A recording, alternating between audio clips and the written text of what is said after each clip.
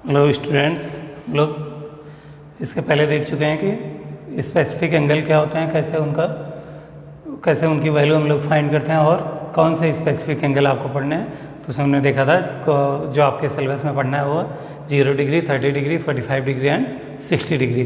अभी उनका हम लोग यूज़ देखते हैं क्वेश्चन में, कैसे उनका यूज़ करते हैं उनकी वैल्यूज़ को ट्रिग्नोमेट्रिक रेशियोज़ के।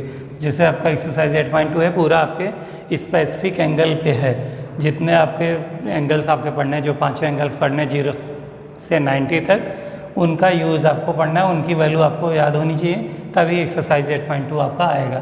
तो उस टेबल को आप लोग याद रखेंगे, तभी आपके क्वेश्चन इस एक्सरसाइज के सॉल्व हो पाएंगे। तो देखते हैं उनका कैसे वैल्यू रखते हैं, कैसे सॉल्व करते हैं। तो जैसे कह रहा है कि इवेल्युएट द फॉलोइंग, पहले क्वेश्चन में आपको कह रहा है इवेल्युएट करिए इनकी वैल्यूज़ को। तो पहला पार्ट है पहले क्वेश्चन का sin 60 cos 30 plus sin 30 cos 60, इनको एंगल्स की वैल्यू रखिए और सॉल्व करके वैल्यू बताइए। दूसरा पार्ट इसी का 2 tan square 45 degree plus cos square 30 degree minus sin square 60 degree. तो इसके ढेर सारे पार्ट हैं, टोटल 5 पार्ट हैं। तो हम लोग फर्स्ट और सेकंड पार्ट को देखते हैं पहले।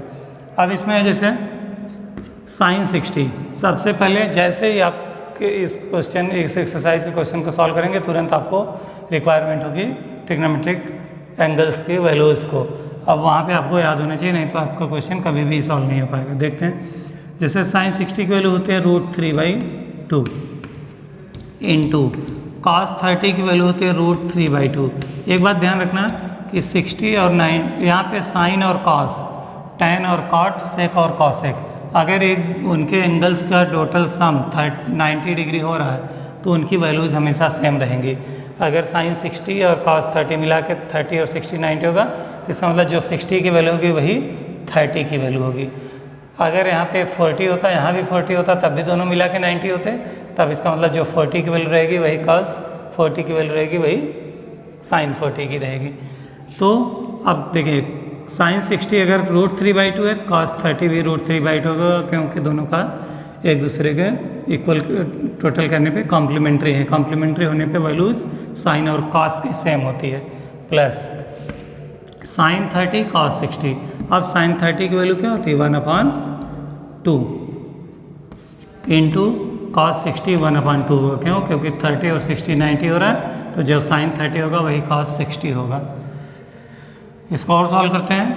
न्यूमरेटर का न्यूमरेटर से √3 का मल्टीप्लाई होगा तो √3 का स्क्वायर अपॉन 2 2 ज़ा 4 प्लस 1 1 ज़ा 1 अपॉन 2 2 ज़ा 4। फिर यहाँ से देखिए दोनों का बेस डिनोमिनेटर कॉमन है तो 4 लिख लिया। अब √3 का स्क्वायर 3 होता है प्लस 1, 3 + 1 का मतलब 4 अपॉन 4, 4 1 ज़ा 4, तो वैल्यू कितनी आ जाएगी 1। तो ये सारी values sin 60 cos 30 sin 30 cos 60 सारी वैल्यूज़ रखिए, उनके बाद सिंप्लीफाई कर लीजिए, आपका आंसर हो जाएगा। ऐसे ही सेकंड पार्ट है इसका 2 इंटू tan स्क्वायर 45। अब tan स्क्वायर है, पहले तो tan 5 की वैल्यू पता करनी होगी, और tan 45 की वैल्यू, तो tan 45 की वैल्यू थी 1 और उसका स्क्वायर लगा दीजिए, प्लस cos स्क्वायर 30, cos 30 की जो वैल्यू होती है 1/2 और उसका स्क्वायर, क्योंकि स्क्वायर है, माइनस sin 60 की वैल्यू होती है √3/2 और स्क्वायर लगा तो स्क्वायर। अब यहाँ से सिंप्लीफाई करते हैं, 1 का स्क्वायर 1 रहेगा और 2 1 ज़ा 2 हो जाएगा यहाँ पे, प्लस 1/2 का स्क्वायर, 1 का स्क्वायर 1 और 2 का स्क्वायर 4, माइनस √3 का स्क्वायर 3, 2 का स्क्वायर 4, तो 3/4। सिंप्लीफाई करते हैं और अब यहाँ पे देखिए 2 4 और 4, या तो इन दोनों को सॉल्व कर लीजिए, फिर इसके बाद 2 ऐड कर दीजिए, या पूरा कॉमन डिनोमिनेटर कर लीजिए 4।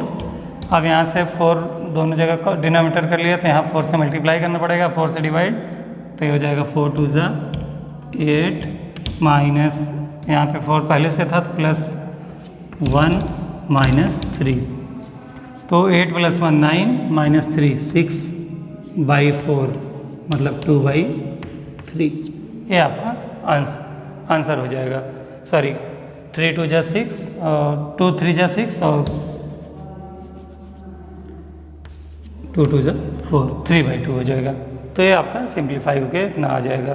तो यही कह रहा है कि आप इवेल्युएट करिए एंगल्स की वैल्यू रख के। तो इस चैप्टर में जितने भी इस एक्सरसाइज में 8.2 में जितने भी क्वेश्चन है सब में आपको ट्रिग्नोमेट्रिक एंगल की वैल्यू रख के सिंप्लीफाई कर देना है।